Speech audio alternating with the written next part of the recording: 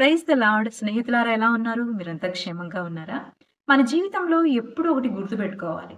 మన జీవితంలో చాలా సార్లు దేవుని పక్కన పెట్టేసి మన సొంత నిర్ణయాలు తీసుకుంటూ ఉంటాం. చాలా సార్లు ఆ నిర్ణయాలు తీసుకోవడం వల్ల ఎంతగానో మనం సఫర్ అవుతూ ఉంటాం.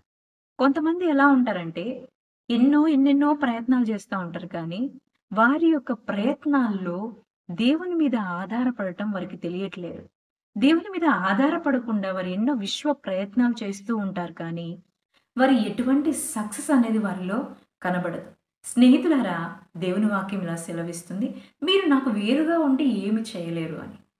ఒకవేళ నీ జీవితంలో ఏదైనా ఒక పని చేయాలని నువ్వు అనుకుంటున్నప్పుడు, ఆ పనిని తీసుకొని ప్రభువా, నేను ఈ పని చేయబోతున్నాను. ఈ పని మీ దృష్టికి ఇష్టమైనదా? లేదా?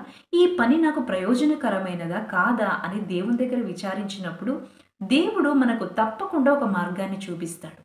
అలా కాకుండా మనకి మనస్సులో ఏది వస్తే, మన తలంపుల్లో ఏది వస్తే దాని ప్రకారం మనం చేసుకుంటూ వెళ్ళిపోతే, మన జీవితంలో విఫలమవుతాం. కాబట్టి స్నేహితులారా, నీ జీవితంలో ఏదైతే నువ్వు మొదలు పెట్టాలనుకుంటున్నావో, దాన్ని తీసుకొని ప్రభు సన్నిధిలో మొరపెట్టు. ప్రభువా, ఇది నేను చెయ్యాలా? వద్దా? ఇది నీకు ఇష్టమైనదా? కాదా?